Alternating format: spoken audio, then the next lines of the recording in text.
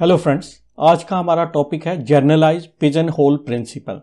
Generalise भी कहते हैं और एक्सटेंडेड पिजन होल प्रिंसिपल भी कह सकते हैं। तो इसकी स्टेटमेंट क्या कहती है, इफ एन ऑब्जेक्ट्स को हम क्या पिजन से डिनोट कर रहे हैं, प्लेस्ड इनटू के बॉक्सेस को हम किससे डिनोट कर सकते हैं, पिजन होल से, and N is greater than K, that mean pigeons are greater than pigeon holes. या फिर मैं कहूं हमारे पास ज्यादा ऑब्जेक्ट हैं as compare to boxes, then at least one of the boxes that mean pigeon holes must contain at most, कितने ज्यादा, ऐसा ज्यादा एक बॉक्स में एक पिजन कंटेन हो सकते हैं, n-1 बाय के, ये क्या है, ग्रेटेस्ट इंटीजर प्लस 1 ऑब्जेक्ट्स। मतलब एक बॉक्स में हम कितने रख सकते हैं, greatest integer of n-1 by K plus 1 objects. और इस सिंबल को क्या, ये जो सिंबल है, इस सिंबल से हम क्या कर रहे हैं, ग्रेटेस्ट इंटीजर फंक्शन को डिनोट कर, या आप इस सिंबल से कर सकते हो या इस सिंबल से, ये आपकी मर्जी है। ठीक है, तो हम इसका प्रूफ करते हैं। तो प्रूफ हमारे पास क्या है, तो हम मान लेते हैं कि let each box means pigeonhole contains at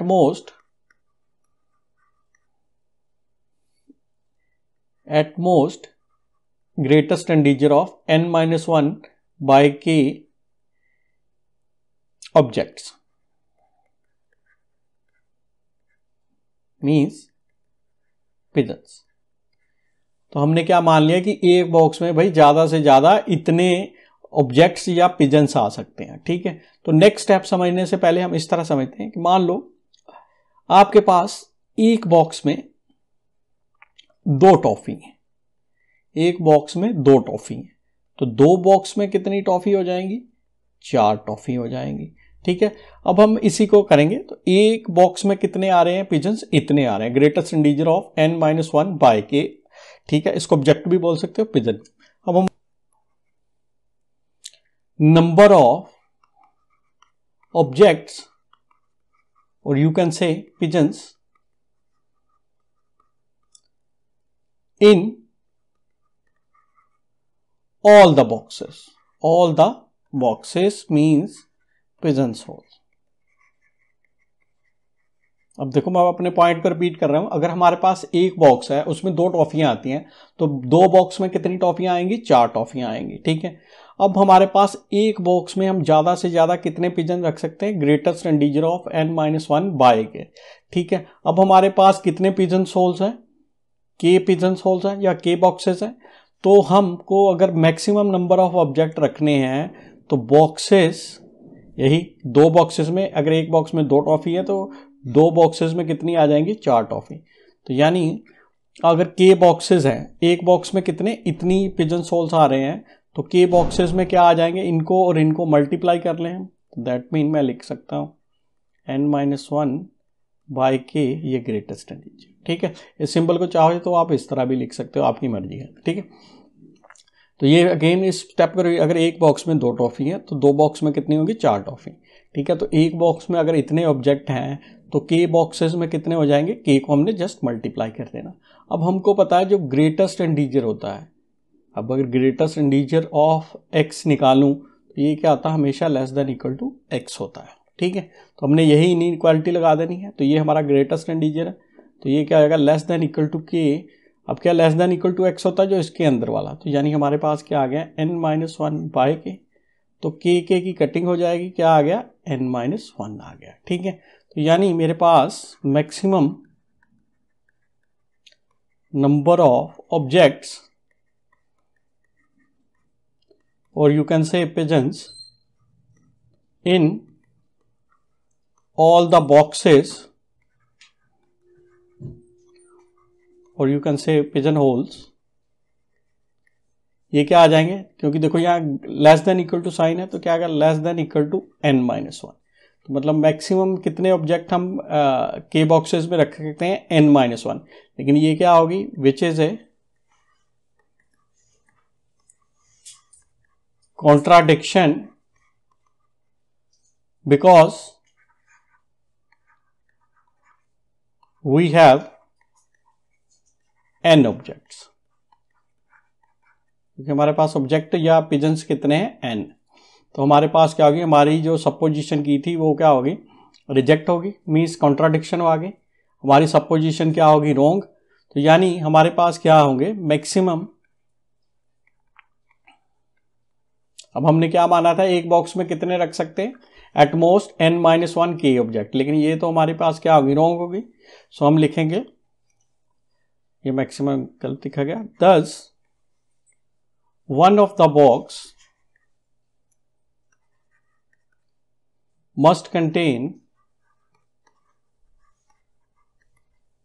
at least कितने ऑब्जेक्ट्स कंटेन करेगा, greatest integer n-1 by k +1। ठीक है, चाहो तो आप इसको इस तरह लिख लो, +1 ऑब्जेक्ट्स।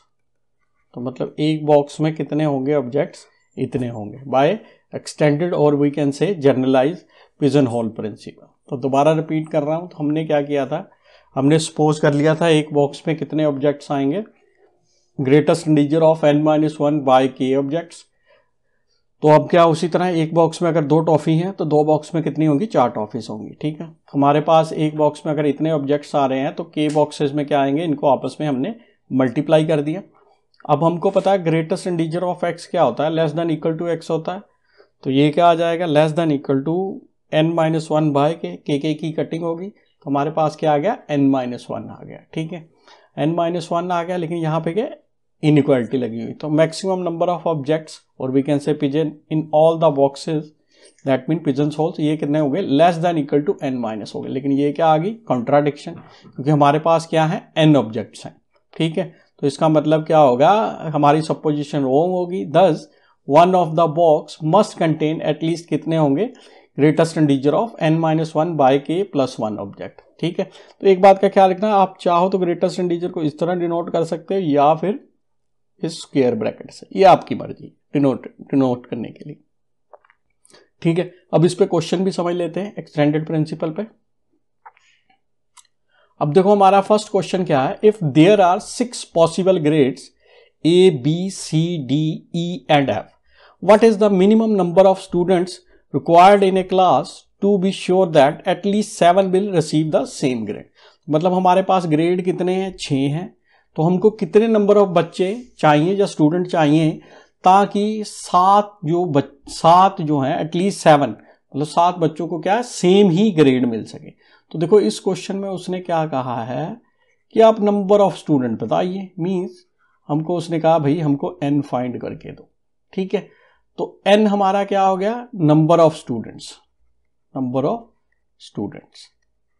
तो n को क्या मैं डिनोट कर सकता हूं, नंबर ऑफ स्टूडेंट्स, ये हमारे क्या हो गए, एक तरह से पिजन्स हो गए। ठीक है, और ग्रेड हमारे पास कितने हैं, 6, तो यानी कि इक्वल टू 6 दिया, ग्रेड कितने हैं, 6, तो ये हमारे पास क्या है, पिजन होल्स। ठीक है, अब वो क्या कह रहा है कि कितने जो हमने रखने हैं, एटलीस्ट 7 को हमने क्या करना है, एक ही बॉक्स में रखना है ताकि उनका ग्रेड सेम हो सके। ठीक है, तो लेकिन हमको निकालना है ये n निकालना कि कितने नंबर ऑफ कैंडिडेट्स होंगे जब स्टूडेंट होंगे। तो हमने क्या किया, एक्सटेंडेड प्रिंसिपल लगा दिया।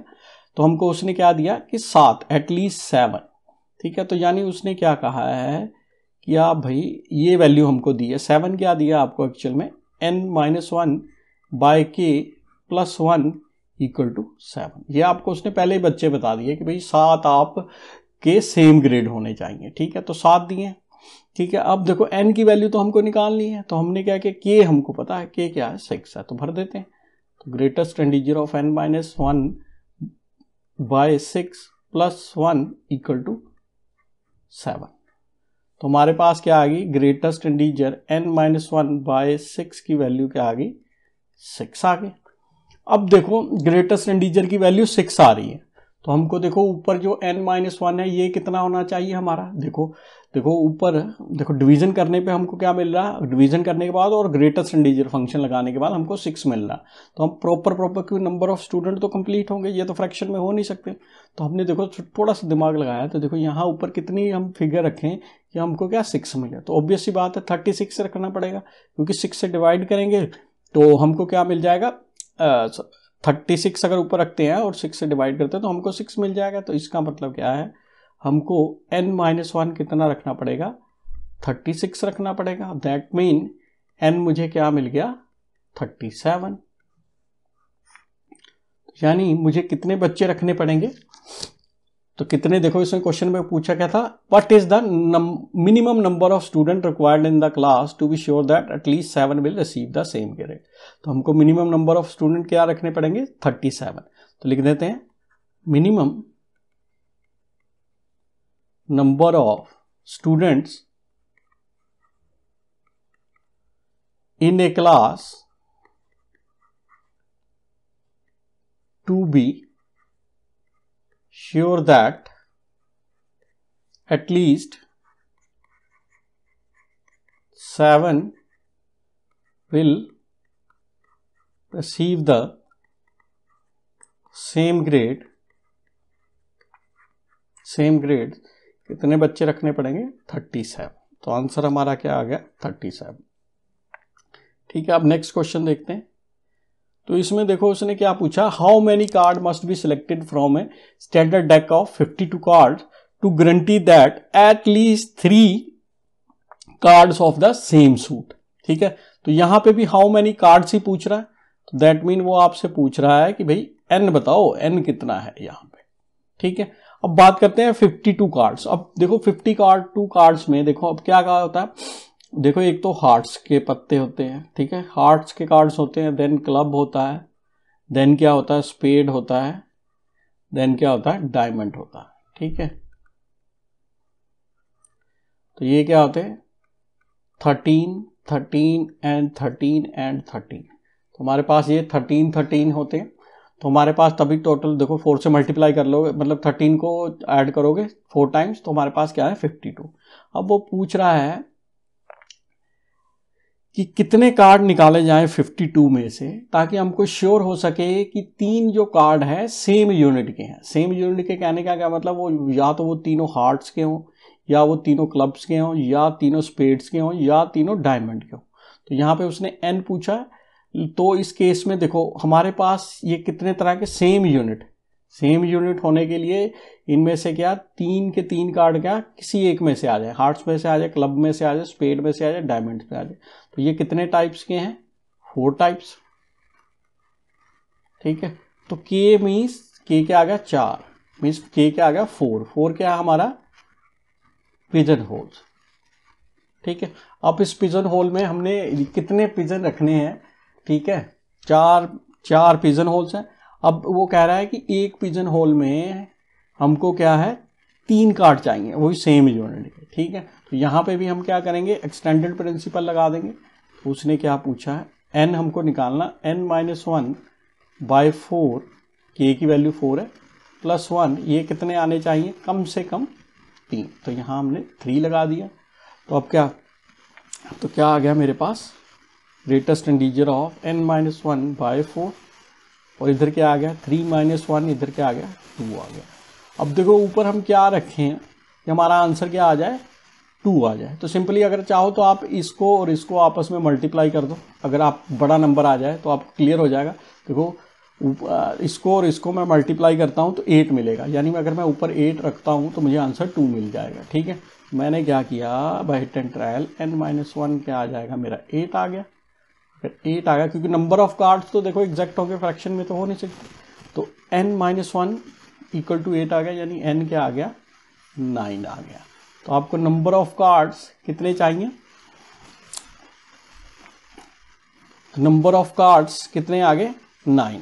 तो आपके पास 9 क्या आ गया, इस क्वेश्चन का आंसर आ गया। ठीक है, तो नंबर ऑफ कार्ड्स कितने सिलेक्ट करने पड़ेंगे, 9 सिलेक्ट करने पड़ेंगे, ताकि हमारे पास वो मतलब क्या 3 कार्ड कम से कम क्या है, सेम टाइप के आ जाए, सेम यूनिट के आ जाए, या तो हार्ट के आ जाए या क्लब के आ जाए। ठीक है, तो हमने क्या किया, जस्ट एक्सटेंडेड प्रिंसिपल फार्मूला लगा दिया, एक्सटेंडेड पिजन होल प्रिंसिपल। अब नेक्स्ट क्वेश्चन देखो, how many card must be selected to guarantee that at least 3 hearts are selected. अब वो पूछ रहा है इस क्वेश्चन में कि कितने कम से कम कार्ड सिलेक्ट किए जाएं ताकि हमको जो 3 कार्ड हैं वो किसके मिल सके, हार्ट्स के मिल सके।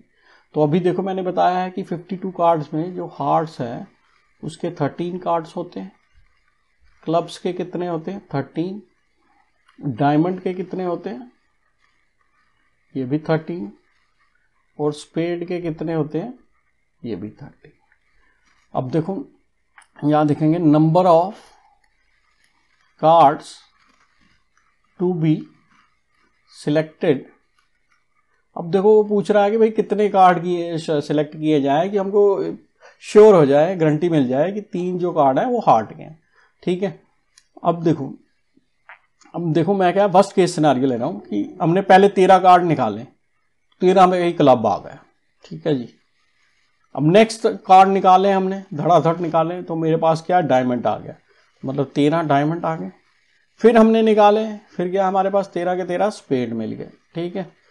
तो अब क्या है, अब जो नेक्स्ट निकालूंगा, क्योंकि ये कार्ड तो मेरे पास क्या हो गए, फिनिश हो गए तीनों कार्ड, अब रह गया गए हार्ट।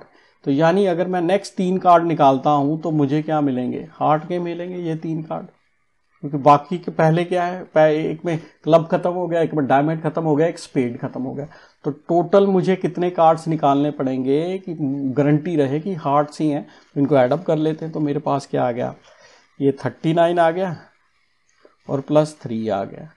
तो यहाँ मुझे इसका आंसर क्या मिल गया 42।